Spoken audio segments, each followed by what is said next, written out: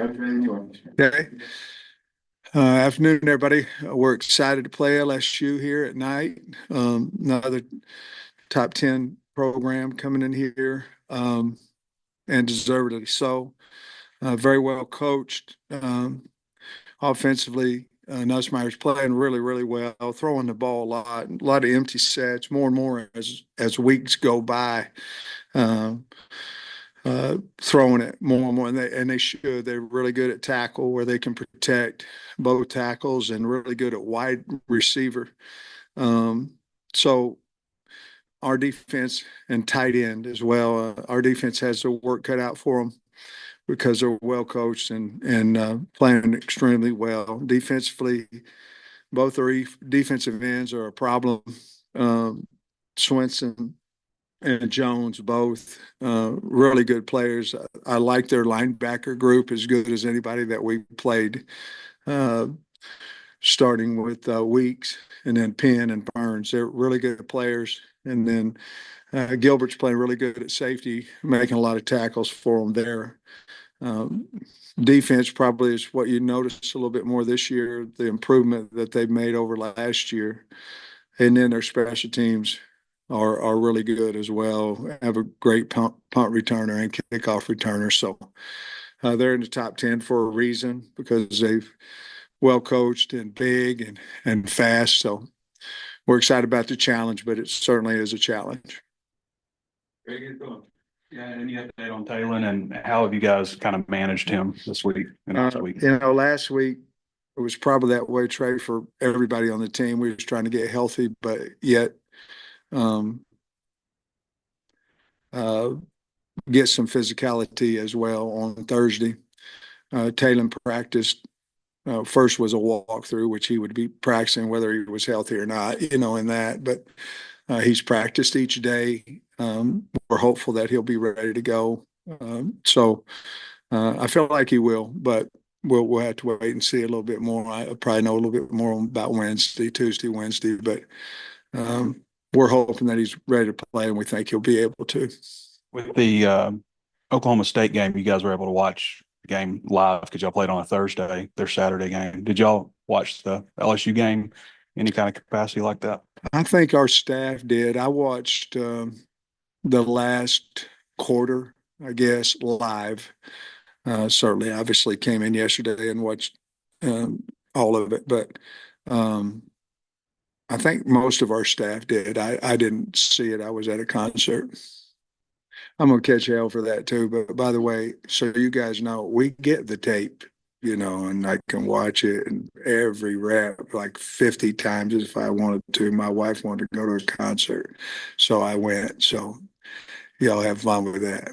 What concert? Tracy Lawrence, he was good. Just other injury updates from you, Coach. Patrick Kudus, you mentioned him last week. Miguel Mitchell, Jalen Braxton, Rodney Hill. Okay, All at you at once. who'd you say? Kudus. We'll practice this week. Hopefully he'll be available on Saturday. Miguel will be ready. Who else did you say? Jalen Braxton. Braxton, I don't think he'll be ready this week. And probably Rodney Hill will be out as well. Okay, cool. And then as far as LSU's passing game, Ole Miss was able to keep Garrett Nussmeier pretty off balance for most of the game until the end there. Just how do you guys kind of emulate that? What did you see them do that might work? Well, they tried a lot of different things. They got pressure on him. He moved up in the pocket there on that last one, threw a dart to tie the game. Um, he is a little bit scary scrambling as well, but he knows where his pocket is. He's good in the pocket. Um, as this may sound, they want to throw the football, but we have to stop their running game. I mean, we have to. They can't have both of them, or we'll be in trouble. So um, they got a few plays in the running game. Got outside to contain, went for 20 or 30 yards a couple times.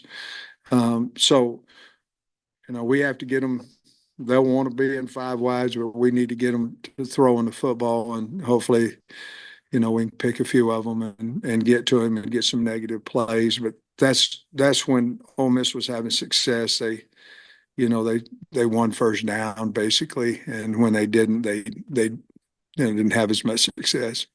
And LSU got 2 fourth down conversions on that last drive, and it's hard to do, but Nussmeier and the receivers did a great job. Well, the whole team, but they did a nice job of catching the ball, and he did a great job of stepping up and throwing it. It's a rarity to play back-to-back top 10 opponents, but you're doing that. And I wonder if like the emotional high that you have to achieve, or you don't have to, but you achieved to win last time. If you feel confident the team can reach that again, and did the open week help in that regard? Well, I believe that the open week would, you'd get through all your back pats and you're the greatest thing ever walked, So I think the bye week does that. It also gets us some more players back, where last week we didn't really have very many tight ends that were able to play. And now, we were using Street as a tight end, and now we, got some of those guys back too. But, I said it a while back that, when you play in this league, you could basically say, okay, this is a Cotton Bowl this week. Okay, well, this is a Peach Bowl. It is, and that's what it is. So you in this league, you have to get up every single game because there's really good opponents. And even we found out, even the ones that are unranked like us are pretty good. And so you have to, it's about the preparation. And I think our kids, they understand that. And I feel like we had 4 really good days last week, and I think we will this week too. So I think it's more about the preparation, and that's in the mind too, but than it is anything else, and getting a little healthier. And we are that now. Ask you about your defensive game plan, and you put forth some plans that other teams now follow. The Oklahoma State plan and Tennessee that you borrowed from OU a little bit. Yeah. And I just wonder what your take is on how well prepared the planning that you've done defensively. Well, I think with T. Will, it's his second year in this league specifically, as the main play caller and at Arkansas. And I think it makes a difference. You know your opponents a little bit better. With the transfer portal, you still don't know them quite as good as you in the old days. But I think that those guys have a better understanding of each other, have a better understanding of who we have on our team, because the plan has to work for what your personnel is. Just because someone else did it doesn't mean it can work for us because of personnel. But I think T. Will and his group in there have done a really good job of understanding who we have, how we can put pressure, how we can stop our opponents, and have done a really good job of not being afraid. Because like when you first come in, you might be afraid to try something because it's your first true spotlight. And I think we've had enough success now where he's going, okay, this is how we can win. This is what we can do. And I think he's much more comfortable, and especially since the success we've had of changing some things has worked. We'll see what happens on Saturday, though. But I think that has a lot to do with his confidence. Nussmeier's only been sacked twice the entire year. I guess as an offensive line guy, just what has the LSU offensive line done so well that's going to present challenges this week? Well, I didn't know that stat, but they're good at tackle. They're really good at tackle, and they're good at him being able to step up because their guards and centers they're big. Their guard in the center. But I think he gets rid of the ball. He gets rid of it fast, knows where he's going on his reads. And so that's why he's, to me, and he has a quick release. I think that's probably why he's had a few sacks along with, I think their backs are good in protection when they use them. A lot of times they'll empty out. And I think that their tackles are extremely good players. Landon has had a sack, I think, in each of the past two games, but his stats, they're still not, I don't know, anything crazy or elite, but he's playing really good football. What does Landon do that makes him so impactful, even when he's not maybe getting to the quarterback? He plays hard. Number one, he's long, but he plays hard. Um, he has his get off is much faster this year than it's been. So he's putting the tackle in a two-way go. Obviously, if you get off slow, you're either going to bull or run the edge. Now he also has added that spin and or that inside move where he's getting the tackle to open up a little bit.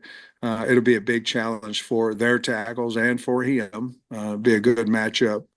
But that's what he's doing. He's playing just so much quicker off the ball than what he has been. And then on the opposite side of the line of scrimmage, you were really pleased with how the offensive line played against Tennessee. What went into maybe the improved play? Was it any better communication, any one particular person? What kind of led to that? Well, I was pleased that we got better. We still have a long way to go there, but we had willing participants up there. I thought Carmona played as good a game as he's played since he's been here. I thought Nichols did. So when those guys start, Braun's been really consistent. E. Harris has been consistent. Keyshawn has been consistent or has been good at times, and then sometimes his technique has gone awry on him, which we're trying to get fixed. And he's willing to. I love him. He's going to be fine. But I think as a group, they all five of them had some of their better game, a little bit better game than what they had before, and that makes them together. We didn't have the blatant missed assignments as much as we had in the past. Talk about Braylon Russell, because I feel like we talk about him a little bit here and there, but just overall, what has he shown you since the day that he walked on campus for him to play such a role early on as a freshman? Well, freshmen to get on the field, I think the first thing they have to show you is that they're tough. I mean, that's because if they're not, they'll be on for a game and off for two, and so he's shown us that he's tough. And he's also been willing in pass protection, and those two guys with him and JJ, we need them to be because they're big guys. And but I thought that he would run the football about like what he is, that he'd be a force and he'd get downhill, and he's faster than people think.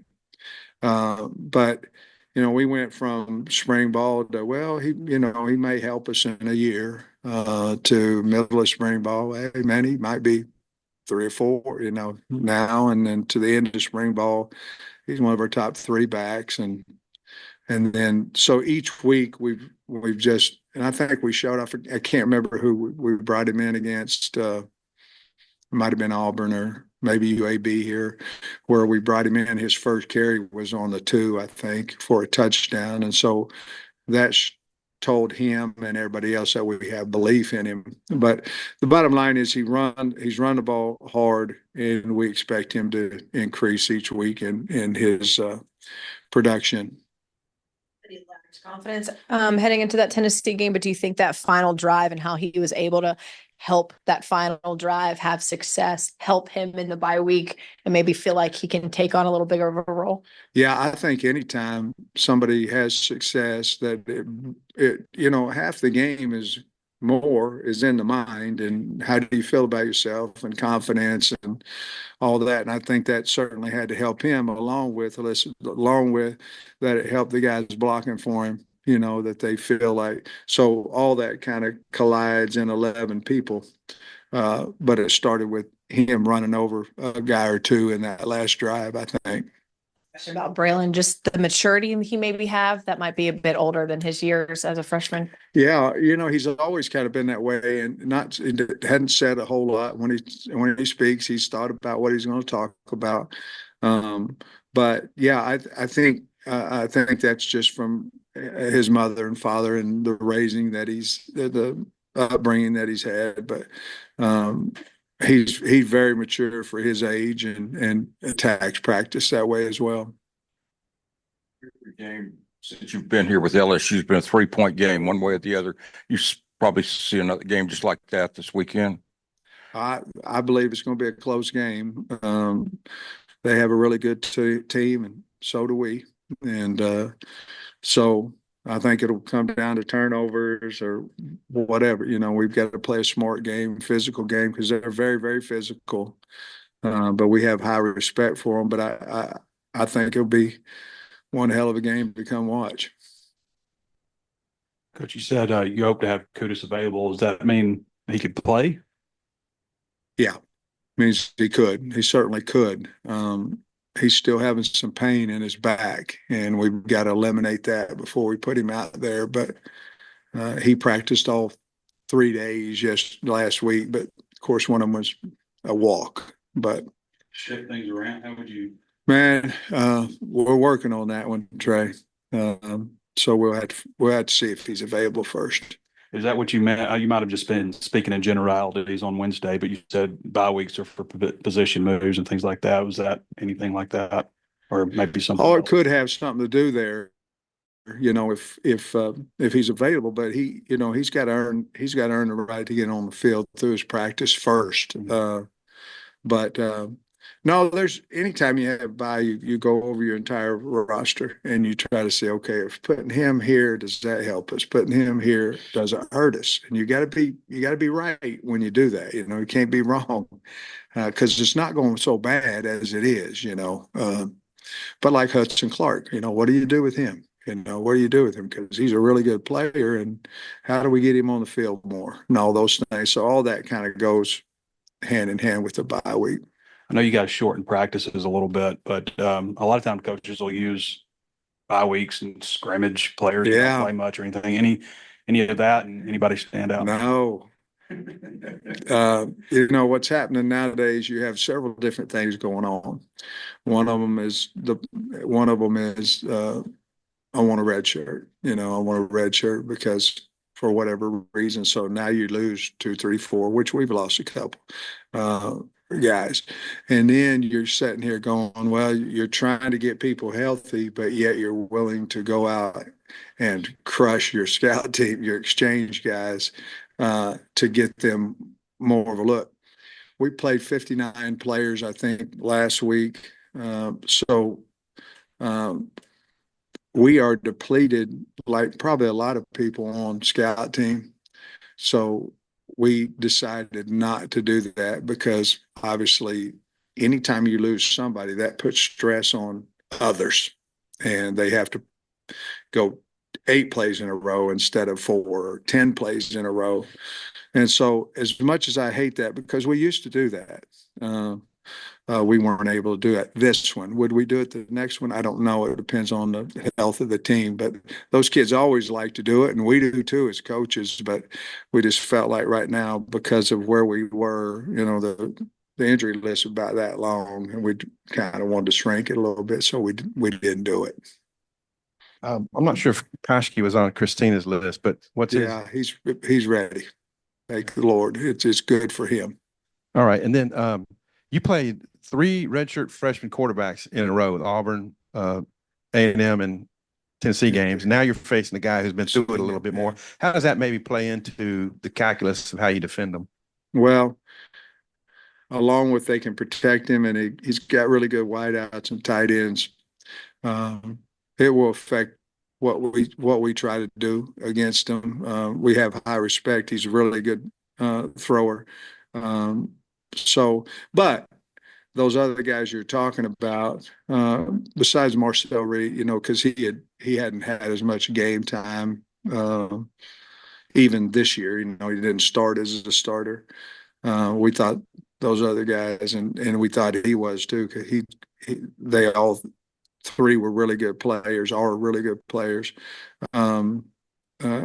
It's probably still the same thing. You got to move the guy from where he wants to throw the ball from. You have to get in his face. You have to push the pocket. We just know that Nussmeier's older, and with that sometimes becomes wiser, and so I don't know how much it'll affect it, though, to be honest with you.